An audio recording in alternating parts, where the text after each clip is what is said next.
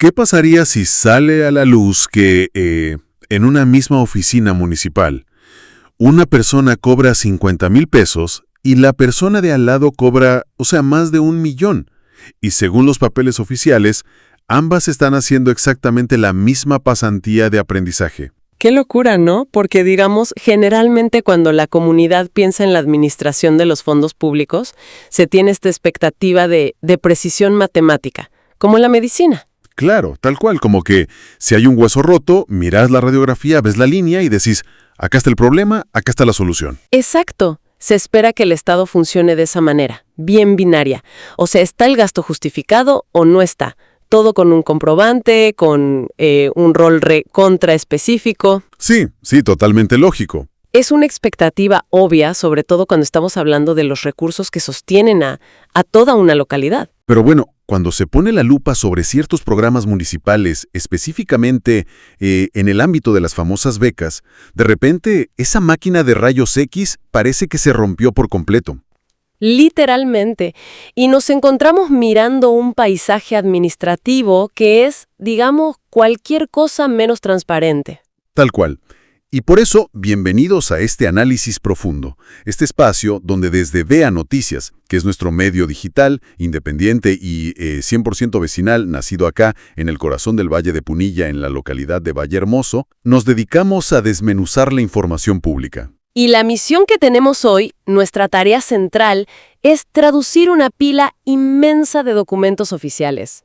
Porque para ser precisos, estamos trabajando directamente con los decretos municipales de Vallehermoso. Decretos que van, o sea, desde enero hasta octubre del año 2025, ¿verdad? Exactamente. Y es crucial mencionar el origen de todo esto. Porque estos documentos fueron obtenidos del sitio web de datos abiertos de la región, que es Archivex. Un sitio de Open Data, claro. Sí, Open Data. Y toda esta información se complementa hoy con, digamos, el informe de investigación profundo que ya está publicado en el portal del propio medio, en VEA Noticias. Bueno, antes de meternos de lleno en los números, y en esta brecha salarial inexplicable, hay una aclaración de objetividad que para mí es absolutamente indispensable hacer acá. Fundamental, sí. Y esto lo decimos con firmeza, pero de manera recontraamigable. Toda la información que se va a discutir, o sea, cada cifra, cada concepto y fundamentalmente cada nombre propio que vamos a mencionar en este espacio, es de estricto y total dominio público. Claro, o sea, todo figura en los decretos con firmas y sellos municipales. Tal cual, nuestra intención acá no es, bajo ningún punto de vista, juzgar a nadie a nivel personal. No hay animosidad, no tomamos posturas políticas partidarias. No, para nada. El periodismo vecinal consiste justamente en esto.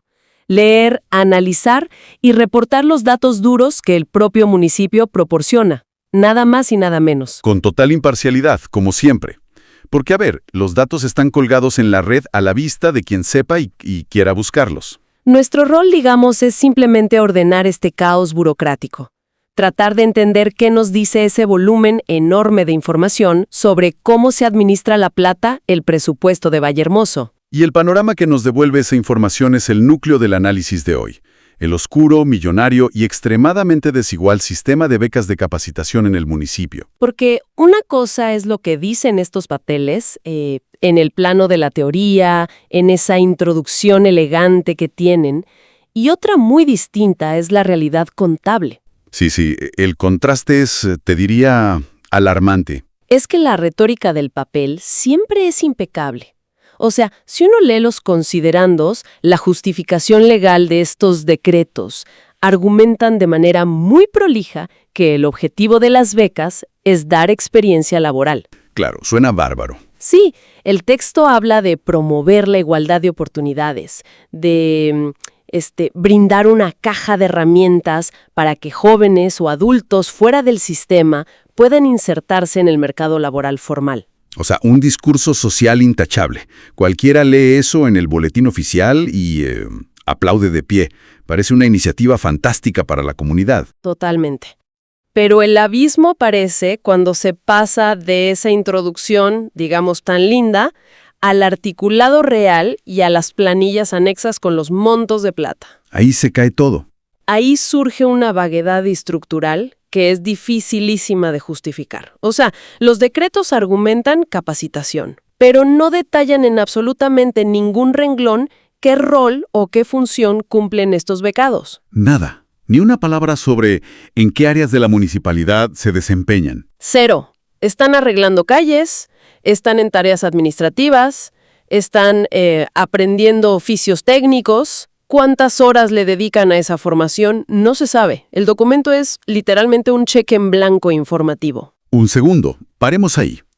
Porque cuando uno dice becas municipales, la imagen mental que tiene el vecino es un grupo de 5 o 6 chicos recién salidos del secundario haciendo fotocopias unas horitas a la semana. Claro, el concepto clásico de pasantía. Un número menor. O sea, la tabla de becados de la municipalidad tiene casi 40 personas. 40 nombres. Es un montón de gente. Sí, y el fondo municipal que se requiere para sostener todo esto es verdaderamente masivo. A ver, para dimensionarlo, este presupuesto arrancó en enero de 2025, inyectando casi 39 millones de pesos mensuales al sistema. Una locura de plata. Y tuvo picos, picos impresionantes de más de 48 millones allá por junio. Y para el mes de octubre, que es el último dato, se estabilizó en un promedio de 41 millones de pesos mensuales. 41 millones de pesos por mes, cada mes, que salen directamente de la caja municipal bajo una etiqueta tan ambigua como capacitación, sin especificar qué conocimiento se está adquiriendo. Se reparte esa torta enorme de 41 millones, aparece una disparidad terrible. Sí, lo que el propio informe de BEA Noticias denomina como la casta de las becas. Exactamente. Los becados VIP. Hablemos de la élite de esta planilla, con los datos duros sobre la mesa, para que la audiencia vecinal entienda. Tomemos el caso de Leonardo Barrionuevo. Sí, ese es un caso clave. Los decretos muestran que este becado arrancó el año, allá en enero, cobrando 780,000 pesos. Y para el mes de octubre, ese mismo estipendio, esa misma beca, superaba el 1,100,000 pesos. Y no es el único. Otro caso que figura en los archivos es el de Aníbal Ferreira, que en el mes de junio, o sea, a mitad de año, rozó la línea del 1,200,000 pesos. Es que no son excepciones únicas en esa franja superior de la tabla. El informe de investigación, suma los casos de Alejo Ezequiel Aforri y Franco Álvarez Castillo. Claro, que también están en la cima. Sí, para ellos, según el decreto de enero, el pago ya era de 1,000,000 de pesos redondos desde el mismísimo primer día del año. Yo, te digo, intento buscarle una lógica legal o administrativa a esto y me recontracuesta. Es que es muy difícil. Es literalmente como si una corporación decidiera contratar a un pasante para que aprenda un oficio básico, pero desde el primer día le paga el sueldo de un gerente de una multinacional. Tal cual. Y para coronar la situación, como decíamos antes, en ningún contrato dice de qué área es gerente, ni qué hacen todo el día ese pasante. Cero contraprestación detallada. ¿Cómo es que la figura de la beca permite legalmente estos montos sin activar una auditoría interna? Ahí tocamos un punto fundamental sobre las mecánicas de la burocracia y por qué los municipios a veces recurren a la figura de la beca en lugar de un contrato laboral estándar. A ver, contanos un poco de eso. La beca de capacitación, en su espíritu normativo original, digamos, es un subsidio. Es una ayuda económica, temporal, un estipendio para facilitar que alguien estudie o aprenda un oficio. Claro, como un empujoncito. Exacto. Entonces, al no ser una relación de dependencia pura, la municipalidad no hace aportes jubilatorios, no paga cargas sociales, no hay sindicalización, no hay indemnización por despido. Básicamente es una forma de mantener una estructura por fuera de las reglas del empleo formal. Todo barrido bajo la alfombra legal de la beca. Exactamente. Pero la paradoja central acá y el gran conflicto administrativo en Vallehermoso es el volumen del dinero. Pagar más de 1,000,000 de pesos mensuales bajo el rótulo de beca desvirtúa por completo el sentido de esa herramienta. Totalmente, porque esos niveles salariales ya no estamos hablando de una inserción laboral para un aprendiz. Obvio que no. Estamos hablando de honorarios ejecutivos, o sea, ingresos de altísimo nivel, pero que se mantienen camuflados bajo esta figura legal precaria que los exime de rendir cuentas formales. Y acá es donde se pone realmente interesante, porque digamos, uno podría llegar a pensar en un acto de extrema ingenuidad. Bueno, quizás en Vallehermoso las becas son así de generosas para todos. Ojalá, pero no. No es el caso para nada. No, esta situación de la élite de estos honorarios ejecutivos camuflados convive en el mismo documento en el mismísimo archivo PDF, con una realidad que es diametralmente opuesta. Sí, es un contraste durísimo. Mientras este grupo VIP cobra cifras millonarias, hay otra porción del listado que sobrevive literalmente con migajas, todo bajo la misma categoría jurídica de becados de capacitación. Es que el contraste en las bases de esa pirámide rompe cualquier intento de justificación técnica que le quieras dar. Totalmente. Porque miremos la base de esa tabla oficial, los que menos cobran. Tenemos el caso de Mario Aguirres. Sí, un caso muy marcado. Según consta en el decreto de enero, este becado cobró un monto de 50,000 pesos de base. Pasa febrero, pasa marzo, llega el frío, pasa el invierno, llegamos a octubre. Y los decretos muestran que Mario Aguirres seguía cobrando exactamente 50,000 pesos. Tuvo un congelamiento absoluto de su ingreso. Estamos hablando de un 0% de aumento a lo largo de un 2025 que estuvo marcado por una inflación brutal a nivel nacional. Y claramente al revisar la lista entera, te das cuenta que no es un descuido aislado de un solo expediente. No lo es para nada. Aparecen nombres, por ejemplo, como Gloria Sux o Alberto Rivero, cuyos pagos quedaron congelados en 90,000 pesos fijos a lo largo de todo el año analizado. Todo el año sin moverse un peso. O el caso muy particular de Silvana Oshiro, que figura arrancando en 50,000 pesos, y en el mes de mayo le otorgaron un incremento mínimo que la dejó en 54,525 pesos, y ahí quedó sepultada por el resto de los meses. Desde un punto de vista de análisis, es que deja en evidencia la ausencia total de un escalafón oficial. Y esto abre un debate grande sobre la intencionalidad frente a la incompetencia. Me interesa muchísimo eso. A ver, la burocracia estatal, la del municipio, suele ser lenta y a veces torpe. No existe la posibilidad de que simplemente un empleado administrativo haya dejado el expediente del agente de la base en un cajón y por mera pereza u olvido no actualizaron esos montos de 50 lucas. Podría ser solo un error grosero. Es una hipótesis que siempre hay que contemplar al analizar al Estado. La incompetencia es recontra real, pero los números de este informe sugieren otra cosa distinta. ¿Por qué lo decís? Porque mantener una disparidad de 22-1, donde unos cobran 50,000 fijos y otros suben progresivamente a 1,200,000, requiere de un nivel de microgestión importante. Claro, alguien tiene que estar mirando eso. Exacto. Mes a mes, alguien tiene que firmar la orden de que la persona A no reciba aumentos, mientras que la persona B suma cientos de miles de pesos. Si fuera solo incompetencia o, digamos, un error de un sistema automático, el congelamiento sería general. O los aumentos serían porcentuales para todos por igual, no sé, un 10% generalizado para toda la tabla. Tal cual. Pero acá hay una asignación manual, discrecional y súper precisa. El problema de fondo es que la estructura misma no puede explicar qué hace el becado de más de 1,000,000, que lo vuelve 22 veces más valioso para la municipalidad que el becado de 50,000 pesos. Especialmente si ambos, en los papeles, están bajo el mismísimo rótulo legal de becado. Es una locura matemática y administrativa. Totalmente. Y en medio de esta crisis inflacionaria, a ver, evidentemente, el municipio en algún punto reconoce que pagar 50,000 pesos a una persona, por las tareas que sean, es insostenible económicamente. Hay una presión innegable de la realidad. Exacto, no te alcanza para nada. Entonces, ¿cómo lo solucionan? ¿Sanean la estructura y nivelan la base salarial? No. Aplican un parche temporal. Sí, la clásica maniobra burocrática en nuestro país, el bono extraordinario no remunerativo. Detengámonos en los decretos que evidencian esto, porque es clave. En agosto, mediante el decreto 262, el municipio autoriza 35,000 pesos extra, que se liquidan, divididos entre un concepto de refrigerio y un bono. Sí, un intento de aliviar la licuación del ingreso. Y luego avanzando hacia octubre, en el decreto 316, otorgan un nuevo bono de 40,000 pesos.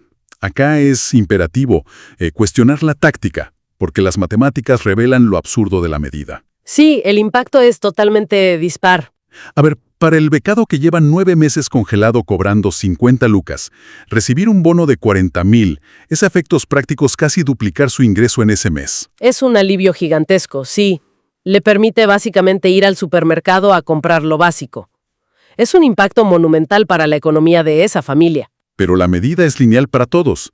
Si se le entrega ese mismo bono fijo de 40,000 pesos al becado de la élite que ya está facturando más de 1,000,000 de pesos mensuales, es estadísticamente intrascendente. Sí, no le mueve la aguja. Es un vuelto. Ni lo nota en su saldo bancario. Entonces, la gran pregunta administrativa que nos hacemos acá es, si hay capacidad financiera en el municipio para emitir bonos, ¿por qué no blanquear la situación? Exacto. ¿Por qué no aumentar el sueldo base y establecer un piso de dignidad para los que menos cobran, en lugar de repartir estos parches que perpetúan la extrema desigualdad? Si conectamos esto con el panorama general, la respuesta suele esconderse en las dinámicas del presupuesto y en lo que realmente significa el concepto de no remunerativo para las arcas municipales. Paremos un segundo ahí. Para el vecino común que escucha este término en las noticias, pero, digamos, no es contador. No remunerativo significa básicamente plata en negro legalizada por el Estado, ¿verdad? O sea, no suma para el aguinaldo, no genera aportes. En términos simples, sí. Tal cual. Es un monto de plata que entra directamente al bolsillo del trabajador, pero que administrativamente no existe para el cálculo de beneficios futuros. No se consolida en el salario base jamás. No. Y lo más importante para el municipio es que es totalmente discrecional. O sea, se puede dar este mes y quitar el mes que viene sin ninguna consecuencia legal. Claro, te tienen atado de manos. Exactamente.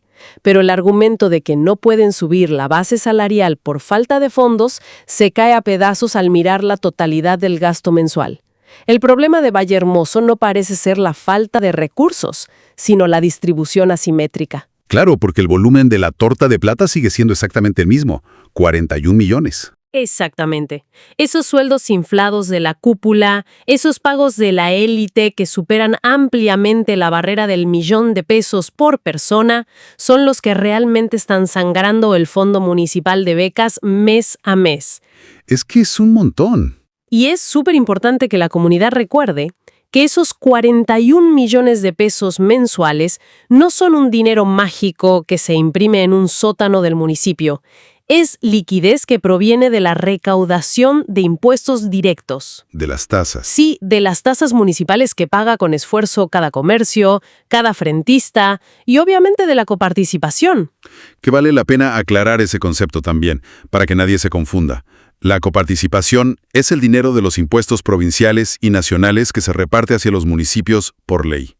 O sea, estamos hablando literalmente del esfuerzo fiscal del vecino, del laburante. Así es plata de la gente. Entonces, si se cuenta con una bolsa presupuestaria que, al fin y al cabo, es limitada, y una pequeña élite absorbe la inmensa mayoría de esos fondos con estas asignaciones gerenciales disfrazadas de becas, es inevitable que a la base de la pirámide solo le toquen sumas de subsistencia. Claro, no queda otra.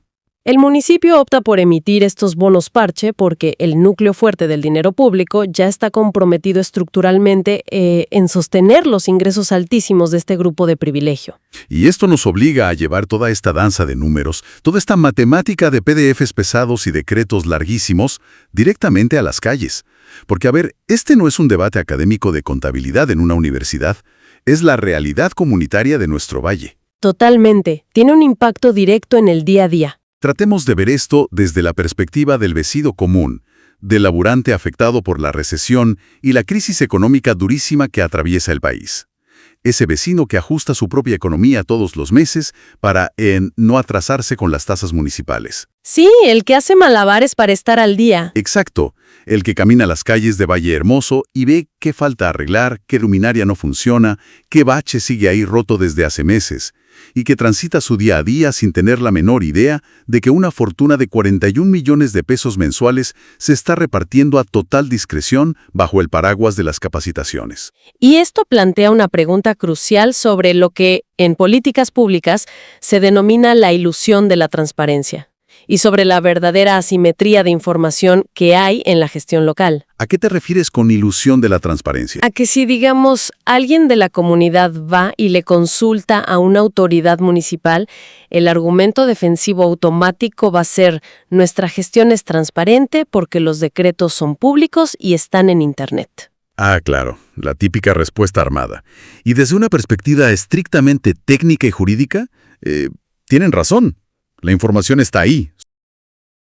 Exacto. No están mintiendo técnicamente. Pero hay una trampa inmensa en ese argumento.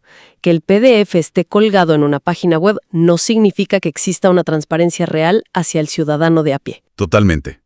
Esa es la mecánica del ocultamiento a plena luz del día. Hay que entender cómo funciona este sistema de datos abiertos en la práctica diaria. Archivos y repositorios suelen almacenar cientos de documentos en formatos que, te digo, no son para nada amigables. Son resoluciones escaneadas chuecas, PDFs pesadísimos de 40 páginas donde no podés buscar una palabra clave, y todo redactado con una jerga burocrática recontra densa. O sea, el poder real de las administraciones que manejan fondos así de manera discrecional radica paradójicamente en el volumen de información incomprensible que publican. Tal cual. Como decís vos, saturan el sistema de datos ilegibles para que nadie encuentre la aguja en el pajar. La premisa del municipio es que el vecino que tiene que cumplir un horario laboral, que tiene que buscar a los chicos en la escuela, no tiene el tiempo material para ponerse a investigar. Ni el tiempo ni el conocimiento técnico. Imagínate descargar 30 decretos diferentes, armar planillas en Excel, cruzar los montos de la tabla de enero con los de la tabla de octubre para hacer un seguimiento evolutivo de casi 40 nombres. Nadie hace eso un martes a la noche.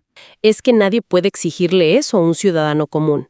Y cuando la burocracia estatal se envuelve en esa complejidad que es tan inaccesible, ahí es exactamente cuando nacen y se sostienen a largo plazo todos estos privilegios. Claro, pasa totalmente desapercibido. Si el vecino no sabe que una persona en específico está cobrando 1.200.000 pesos por una pasantía sin funciones claras, el vecino no se queja y el sistema burocrático no siente ninguna presión para cambiar o blanquear la situación. Y por eso mismo es tan importante el trabajo de traducir toda esa información técnica, que es en definitiva la esencia y la razón de ser del periodismo vecinal independiente. Porque si no se mastica esa montaña de datos fríos, la desigualdad económica se consolida en el más absoluto y total silencio. El procesamiento y la difusión constante de esta información es, hoy por hoy, la única herramienta comunitaria efectiva para lograr algún tipo de rendición de cuentas. Sí, porque sin el cruce de datos que hacemos, los nombres y las cifras de los VIPs quedan ahí, sepultados en la red para siempre. Exactamente. Sintetizando un poco todo el terreno larguísimo que hemos recorrido hoy con este análisis profundo, la imagen final que dejan estos documentos municipales de Vallehermoso es contundente, no deja lugar a dudas. Es una radiografía clarísima de cómo funciona el sistema por dentro. Nos encontramos ante un programa de becas de capacitación donde jamás se especifica en qué consisten las tareas. Un programa que abarca casi 40 personas de la localidad. Un fondo que moviliza la asombrosa cifra de 41 millones de pesos mensuales en promedio, plata de los vecinos. Y con una disparidad brutal, de 22-1 en los montos otorgados a los beneficiarios que están en esa mismísima lista. Sumado a un sistema de aumentos profundamente asimétrico, donde a unos elegidos se les otorgan incrementos que suman cientos de miles de pesos mes a mes, mientras que a otros se los condena literalmente a un congelamiento de 50,000 pesos durante casi un año o con suerte a recibir paliativos en forma de bonos temporales. Un resumen perfecto que expone, digamos, una matriz de distribución de recursos públicos que es como mínimo severamente cuestionable desde cualquier lógica administrativa pública. Entonces, la pregunta obligada para ir cerrando: ¿qué significa todo esto en el fondo? ¿Qué lección o conclusión profunda se desprende de esta radiografía sobre la maquinaria municipal de Vallehermoso? Bueno, porque esto va mucho más allá de quién figura en la planilla particular de este año o de un programa de becas aislado. Exacto. Significa que existe una vulnerabilidad estructural enorme, que los mecanismos de control interno, si es que existen realmente, están fallando de manera sistemática en detectar disparidades que atentan directamente contra la equidad básica y, sobre todo, contra el buen uso del tesoro público. Y ahí, justo ahí, es donde queremos dejar una última reflexión para que nuestra comunidad vecinal la analice. La charla en familia. Una idea provocadora basada puramente en esta mecánica de números que acabamos de describir. A ver. Si en una administración local se pueden mover de manera totalmente discrecional más de 40 millones de pesos al mes, bajo una etiqueta sumamente ambigua y noble como es la beca de capacitación, y encima se puede hacer esto durante casi un año entero, a plena luz de los documentos públicos, sin que nadie encienda una alarma, ¿Cuántos otros presupuestos masivos, en áreas que parecen inofensivas o aburridas de la municipalidad, estarán operando bajo esta misma lógica de élites internas, brechas gigantes y distribución de plata sin criterio? Es el gran interrogante que se nos abre a todos. Porque si se observan estas inconsistencias tan graves, en un programa que en teoría tiene vocación de ayuda social y formativa, te obliga a preguntarte urgentemente por el estado de otras cosas. Ni hablar. Las contrataciones en obra pública, las compras directas que hace la municipalidad o los subsidios que se le dan a distintas instituciones. Tal cual. Y la única respuesta válida a esa duda, la única defensa que tenemos, es seguir ejerciendo el derecho a acceder a los datos. Esa es la clave de todo. Volviendo a la analogía del principio con el médico, la comunidad vecinal no puede resignarse a que la máquina de rayos X del Estado siempre muestre imágenes borrosas. El acceso a la información pública clara y masticable no es un favor que nos hace el municipio, es un derecho fundamental. Absolutamente. Desde la redacción de BEA Noticias, nuestro compromiso como medio independiente del Valle sigue intacto. Vamos a seguir escarbando en los portales, leyendo esa letra chica que nadie quiere leer, cruzando los números y llevando toda esa información al llano para nuestra comunidad. Muchísimas gracias por acompañarnos en este profundo recorrido por la gestión de nuestro presupuesto local. Y no lo olviden, para exigir transparencia y cuidar a Valle Hermoso, la herramienta más poderosa siempre será estar verdaderamente informados. Hasta la próxima.